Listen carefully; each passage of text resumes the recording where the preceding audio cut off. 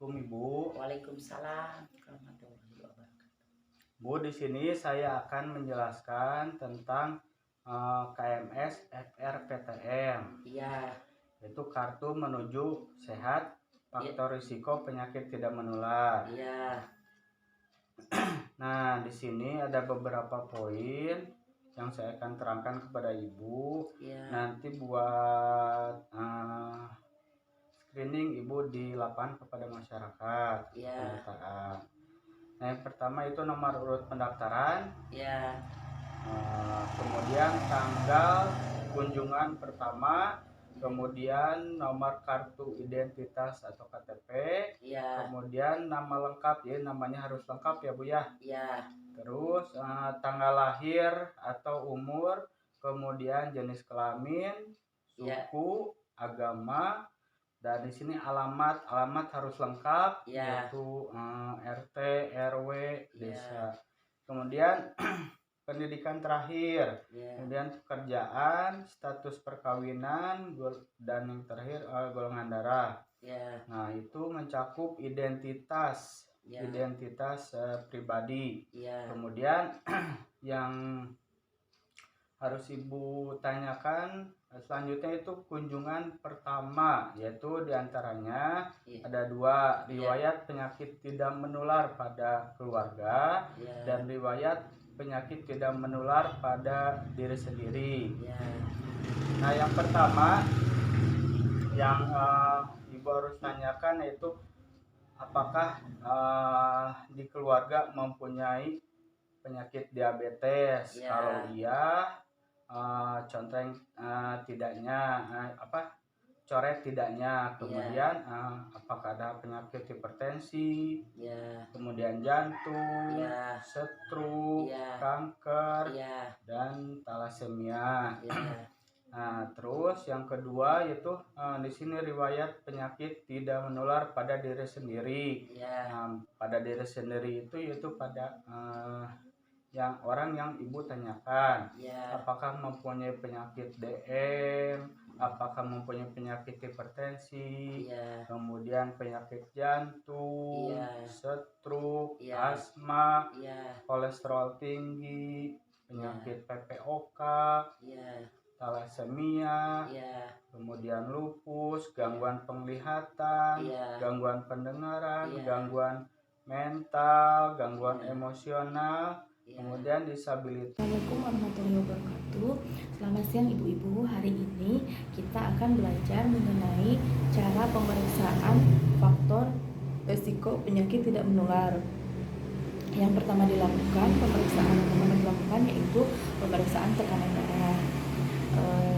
Alat yang kita butuhkan yaitu tensimeter digital yang terdiri dari lancet dan monitor digitalnya. Pertama-tama pasiennya itu pas datang kita suruh duduk dulu supaya istirahat dulu supaya nadinya itu tidak terlalu cepat. Nah, kita suruh duduk dulu kurang lebih 1-5 menit.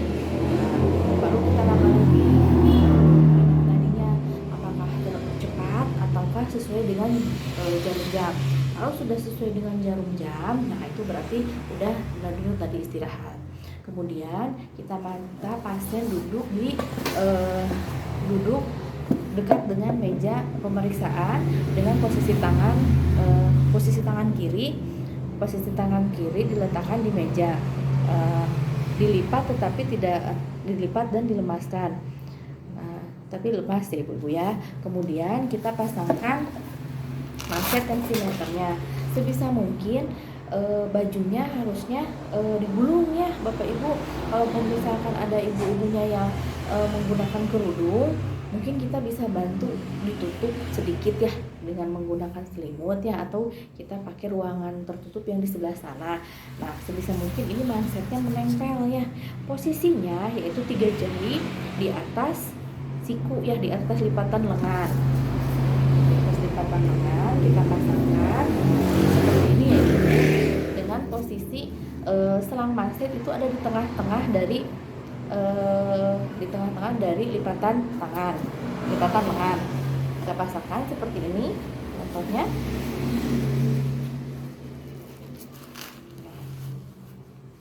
Jangan terlalu kencang tetapi tidak juga terlalu longgar ya. Jadi sesuai ukuran tangannya.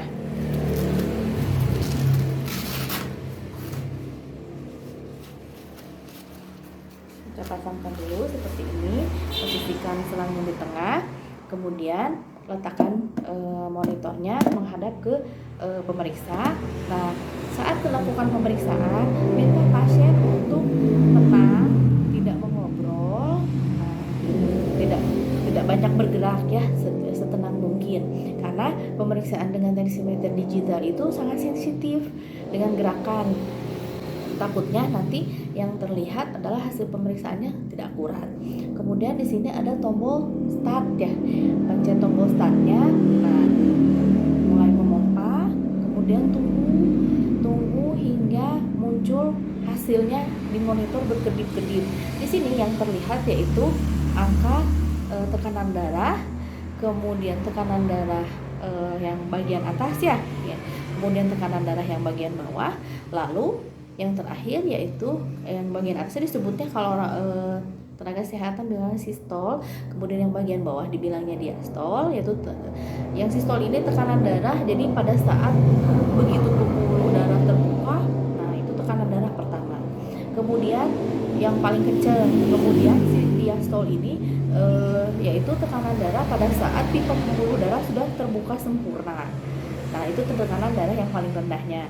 Kemudian yang angka satu lagi yaitu denyut nadi ya ibu-ibu. Nah kita coba ya. Nah setelah dipencet tombol start, nanti dia akan memompa. Kemudian minta pasien untuk tenang. Setelah selesai nanti akan muncul bunyi ya, dan angkanya tidak bergerak lagi tapi berkedip. Tidak bergerak lagi tapi berkedip.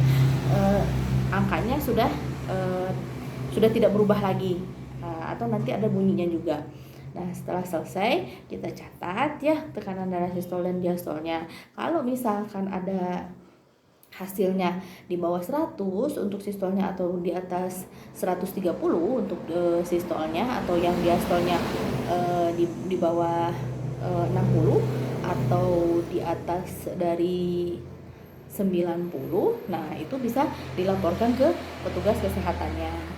Begitu ibu-ibu untuk pemeriksaan tekanan darah. Untuk selanjutnya kita belajar mengenai cara pemeriksaan faktor risiko penyakit tidak menular yang lainnya. Terima kasih. Warahmatullahi wabarakatuh. Selamat pagi Bapak-bapak, Ibu-ibu kader yang saya banggakan. Perkenalkan, nama saya Johan Maulana. Saya bertugas di Puskesmas Kecamatan Lengkong, Kabupaten Sukabumi.